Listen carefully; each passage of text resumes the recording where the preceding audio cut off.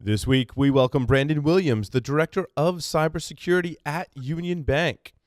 He'll be here for an interview, which will be a lot of fun. Then we're going to air the last two interviews with Elusive Security and more from RSA.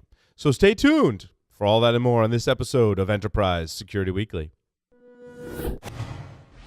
This is Security Weekly, for security professionals, by security professionals. Broadcasting live from G-Unit Studios in Rhode Island, it's the show where we talk security vendors and aren't afraid to name names. It's Enterprise Security Weekly. The question is simple. Have any of the systems on my network been compromised? The answer is harder than it should be. Enter AI Hunter. Active Countermeasures has automated and streamlined techniques used by the best pen testers and threat hunters in the industry to create AI Hunter, a network threat hunting solution that does the first pass of a hunt for you to identify systems that are most likely to be compromised and scores the results on a scale from 0 to 100. You can then research those systems in depth with AI Hunter. Focus your valuable time on the systems that need your expertise with AI Hunter. Sign up for a personal demo today at securityweekly.com/ACM. Is your company moving applications into public cloud? Well, now you have problems, as your on-premises security products don't work for public cloud, traditional security assessments don't give you the real picture, and the biggest security threat is now misconfiguration of your cloud workloads. CloudNeedy offers you a cloud-native approach to manage security, data privacy, and compliance. With CloudNeedy, you gain instant visibility into your security posture and the ability to continuously monitor and remediate any deviations. Take a free test drive of CloudNeedy's continuous cloud assurance platform by visiting cloudneedy.com/securityweekly. That's cloud, N-E-E-T-I. Signal Sciences secures the most important web applications, APIs, and microservices of the world's leading companies. Protecting over 7,500 applications and 150 billion production requests per week, Signal Sciences' next-gen WAF and RASP help companies increase security and maintain site reliability without sacrificing velocity, all at the lowest total cost of ownership. Signal Sciences' patented technology protects any application against any attack, with integrations into any DevOps toolchain. Signal Sciences, demand more from your WAF. Learn more at signalsciences.com/PSW. Welcome, everyone, to episode 131 of Enterprise Security Weekly for March 27th, 2019. I'm your host in studio today, Paul Asadorian. Of course, a couple of quick announcements before we get into it. Please register for our upcoming webcast with, well, Recorded Future, because we did the one with Logarithm, but you can find all of our webcasts on our website. Specifically, the exciting ones you can register for are available at securityweekly.com/webcasts.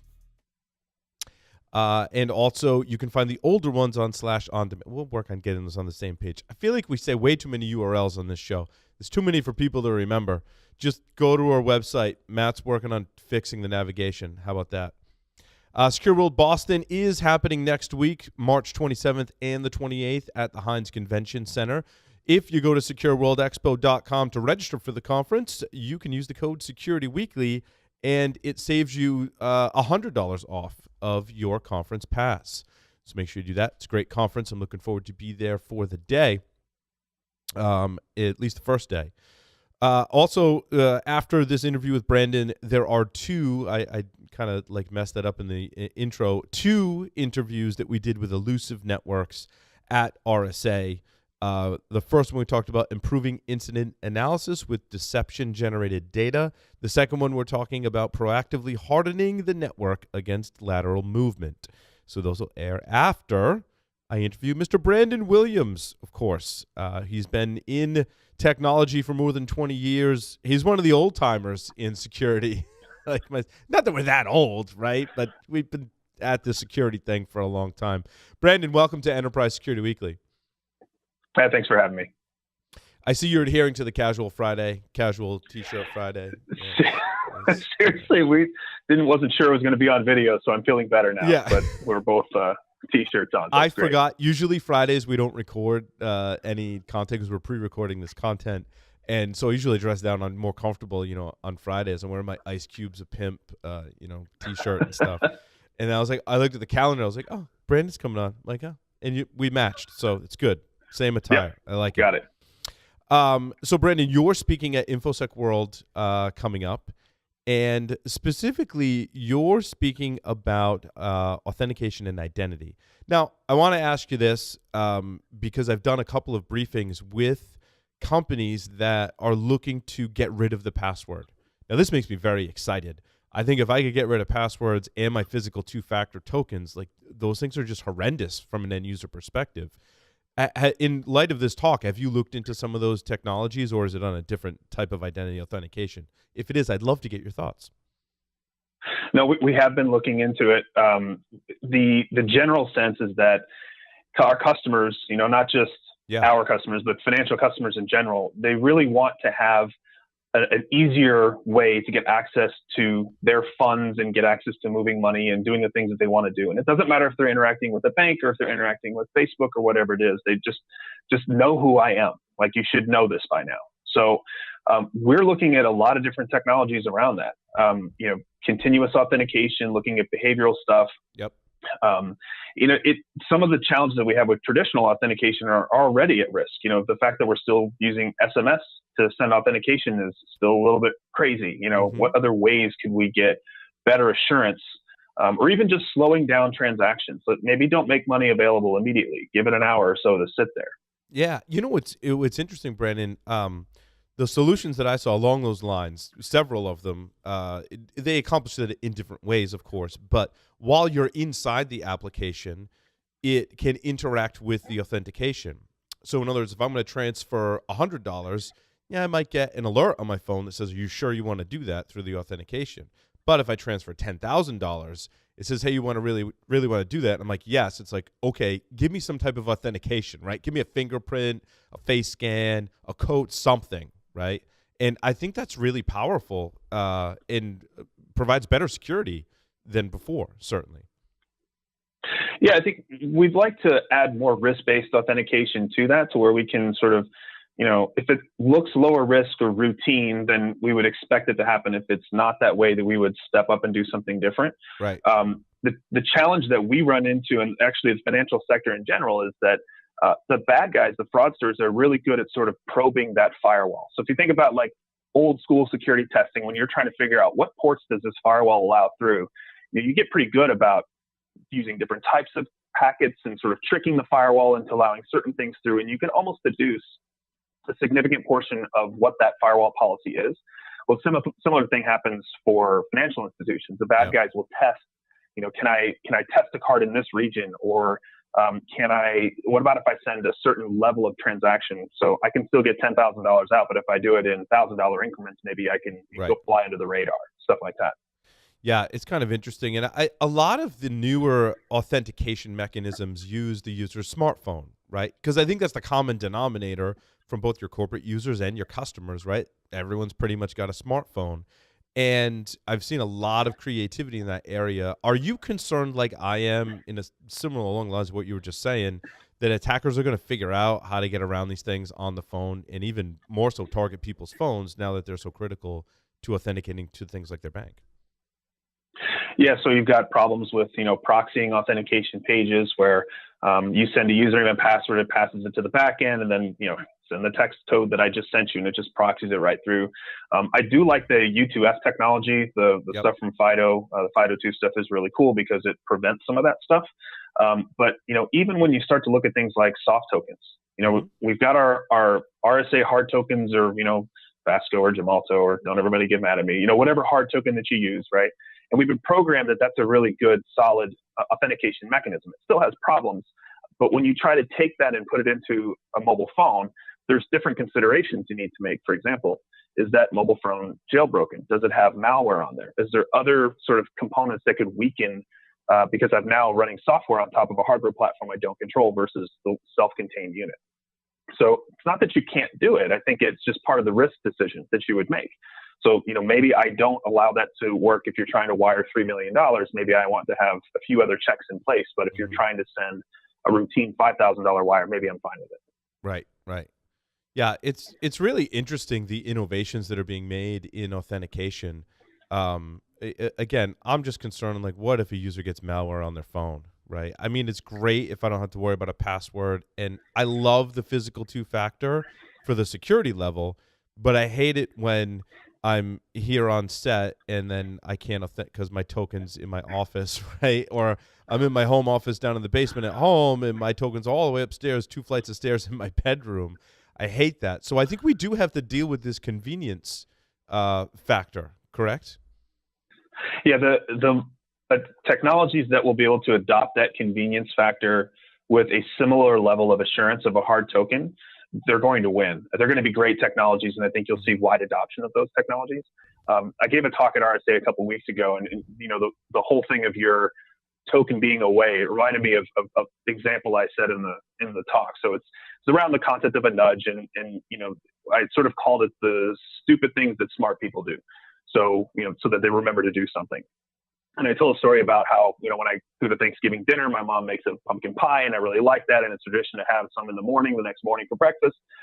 So when she's packing up the pie, how do I make sure I remember to get the pie when I leave? Well, I put my car keys in the refrigerator on top of the pie, right? So that I know that if I can't open my car, it's because my car keys are in the refrigerator, and I remember to get the pie and take it home. But I think when you look at a two-factor token, like, I don't know how you're going to do it. Are you going to stitch it in your belly button? Are you going to, put it on your belt loop all the time and have your keys dangling? Like, it's a good problem, I think, is worth solving, to your point, because we do need some higher level assurance of authentication with a better convenience of a mobile workforce. Yeah, because I think the way we deal with the inconvenience today is if we don't have our token, many sites will fall back to other methods of authentication, such as an app or such as an SMS. And I admit, I'm guilty of that, right?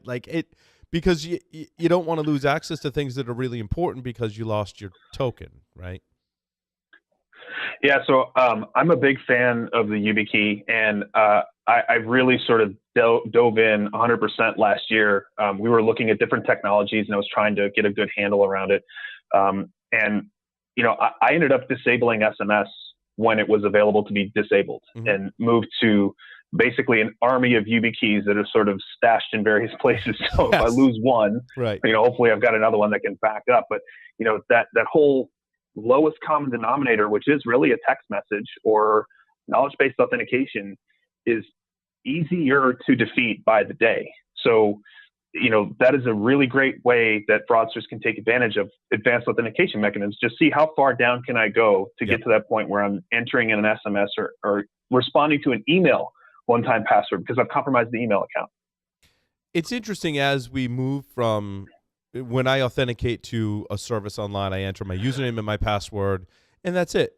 I'm in. And I think the attackers were like, great, I can brute force and do password spraying. I can steal or buy passwords or steal passwords and do that. Now, as authentication is getting more advanced, do you foresee a heavier use of AI and machine learning by attackers to get around all this authentication? Yeah, I mean, it's the AI and machine learning, when we get beyond the buzzwords, right? When you look at stuff like Amazon Web Services, it's democratized compute power to a point where we can actually leverage those technologies as a bad guy and as a good guy. So if we think that it's not happening as a good guy, then we're deluding ourselves, because it is happening. And I think that, to the extent that you're able to mimic what a person looks like and mimic their behavior, it could put some of our defense technologies at risk. I don't know if it's widespread right now. I think it's very difficult. And you also have the problem of, what's the biggest bang for the buck? Well, today, for sure, it's not investing in a bunch of AI machine learning. It's going after SIM swaps and number porting and, taking advantage of call centers and things like that. Maybe 5 years from now, if we can get our act together, maybe it will switch to that, and it will have, a different effect on how the fraudsters are moving money around. Right. Yeah, because when I look at the newer technologies available, especially the ones that look at the telemetry of your devices. For example, in order for me to authenticate, it may look at my location of my phone. It's going to look at what Bluetooth devices I might be paired with, what Wi-Fi network I'm associated with, what the surrounding Wi-Fi networks are, how I hold my phone, and make a decision to say, Paul is Paul. But if the attackers start using AI and machine learning, I think they're pretty quickly going to figure out how to spoof Paul, right?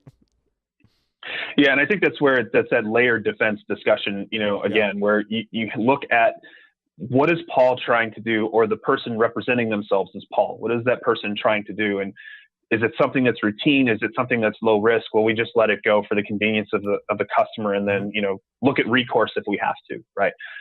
Is the same thing if somebody takes advantage of your credit card and they start running a bunch of transactions, there's chargeback availability, so the banks can get all that money back and you get your money back. So I think it just depends on what level. So if you're somebody who's doing routine high level transactions and your machine learning algorithms that figure out who you are have determined that transferring $5 million is not that big of a deal, those types of folks are going to have to really have it stepped up to make sure that the convenience is maybe not as convenient as someone who's just sending a $10,000 wire. Right. And to a certain extent, a lot of sites do this already. In other words, with Google, for example, if I log in from a new computer, I mean, Google has a hissy fit, right? And I like that level of protection. I think it's good. Yeah. Yeah, and then you can log in from your current computer and be fine, but if you decide to go try to change your password or mess with your account settings, it's going to say, oh, hang on a second, that's not something that's done every day. Let's make sure it's actually you. Right. Yeah, absolutely. In your talk for InfoSec World, you have an item that says you can talk about strategies for improving Auth-N. What do you mean by Auth-N? So when we talk about authentication, we're trying to separate the concept of authentication, meaning the who are you question, which is Auth-N, and Auth-Z, which is what authorizations do you have? So what can you do? So it's a combination of, most applications on the web today, they have more than one user level. So logging in is only half the battle. Once you log in, are you a power user? Are you an administrator? In the banking world, like, are you a company administrator? What sort of rights do you have access to? So we're talking about how to beef up and make authentication better primarily, but we're sort of talking about that discussion on both sides, both authorization and authentication. Yeah, and certainly financial services is very concerned about this problem, but this crosses into all different types of industries as well. Do you see a big difference in adoption? Is there like a leader? Is like financial services really kind of leading the charge? I mean, I think so leading the charge, maybe not. I think when you look at financial sector, they don't typically take the most current technology and roll it out wide scale. In general. And I think that, you can say that because if you look at the top 5, 10 financial institutions, they're still using one-time password with an SMS for consumers, right? And I think that, it's probably time at some point to move on to that. And most of those companies have a mobile app that sits on your phone. So sending a notification with a code through a mobile app is a much more secure method than sending it to via SMS. Yep. But we're still, we're getting there, right? It's right. I think that the tech sector is one that adopts those new methods soon and tests them out and frankly does it in a safer way. I'm sure people get upset if somebody were to take over their Facebook or Twitter or LinkedIn, and I certainly would. So I'm not, inviting anybody to do that. But I think that the authentication there in many cases can be stronger than, say, a financial institution who is still relying on other technology. So it's a kind of interesting thing. Financial sector is moving money. Money is a big deal. It's attacked all the time. Right. Whereas, not everybody's going after Facebook accounts of just regular people all the time. Yep. And I mean, there are some cases where you could be a seemingly air quotes regular person, but you happen to have a 3-character Twitter account, and that can be sold on the dark web for a lot of money, and all of a sudden you become a target, right? And yep. I guess where I'm going with that is because I've tried to enable 2-factor authentication across as many services as possible. And what I run into, even if, let's say, one of my financial providers, in my opinion, got it right, I'm like, that's awesome. But as I go through my stack of services that I'm trying to authenticate to, one supports the YubiKey, but it won't support any other type of key. And then one supports SMS, some support the Authenticator app. So it's kind of all over the map. So I end up with every single type of second factor. Do you see a point in time where we could be moving towards a standard to try and get a handle on the user experience and the security level? Yeah, I would hope so with U2F in particular, right? So there's some really cool, not just YubiKeys, like there's other U2F key fobs, hardware based, and there's some software ones that are kind of interesting. There's one called Krypton that integrates with the Chrome browser and your phone. Same U2F concept, but it taps your phone, taps your watch or your phone, and says, "Hey, are you trying to log in?" And you get that same level of authentication. I think that your point about how everybody does it differently is very clear. And the other thing that happened to me recently is I always try to put the highest level that I can when I enroll in the site or I go visit it. I recently went back to a site that I hadn't been to in a while to update something and realized that they'd rolled out all different manner of second factor authentication, and they didn't tell anybody. Like, it wasn't something that said, "Hey, guess what? You can take advantage of this great new stuff." It just sort of was silently rolled out. I'm like, man, I wish I would have known that. I could have enrolled, YubiKeys or done other things ahead of time, but now I'm sort of doing it afterwards where my account could have been exposed for that period of time. Yeah. No, especially with how prevalent password spraying is. If, like you said, it wasn't an account you'd log into regularly, having a second factor, I think, is really in a physical one. And for the benefit of our audience, and we've covered stories along these lines, but having it send a second factor of authentication directly to your phone via an app rather than SMS is more secure, basically because of fraud with your cellular providers. Is that really what it boils down to? That's what it boils down to. I mean, if the app is still running on the phone, so you still have to deal with that platform, but you have a more secure channel that you can guarantee end to end, at least back to that piece of software. Now, once it's in the phone, if there's something that, is a rootkit or something that owns the phone, you may not have that same level of security. Actually, one of the things that many sites are doing now that I really personally appreciate and wish more would do is if there's a login that happens from a new machine, or there's, say, like a points redemption that occurs on American Airlines or Marriott, it will send an email after that occurs to say, like, "Hey, by the way, this just happened. If this wasn't you, you should probably call us right away. But if it was you, just wanted to let you know that we saw this and that we're looking out for you." I think that proactive approach, it's funny how, when you and I got started, email was the thing, right? We used email all the time. And then email sort of fell out of favor because of spam and other things. And then now email is becoming a very core part of people's lives again. And I think if we're able to leverage that as a channel to let you know what's going on, I mean, I know I pay attention to it. I would hope other people pay attention to it. But that's something that I really appreciate with the sites that I do work with. Branden, what are some of your most important requirements when you're looking at implementing a newer method of authentication for your users? So we actually look at user experience quite a bit. So I want it to be something that has a good bang for the buck. That it's going to be something that works from a security perspective, but we want to make it as easy as possible for whichever end user is using it. And that's, it's really sort of, I think that's common across everything. Like, I don't really think that's unique to financial services or unique to the bank. Like, I think it's something that, we all want to get higher assurances of authentication because of the problems with passwords.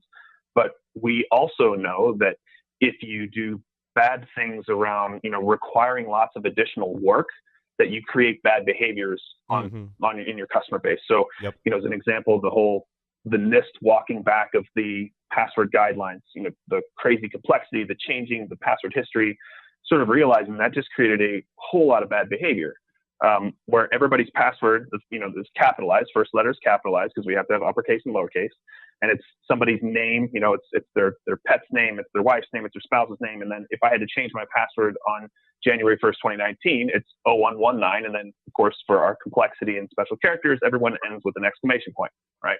So I've just given you the code for like 80% of the passwords that are sitting on corporate networks all over the place.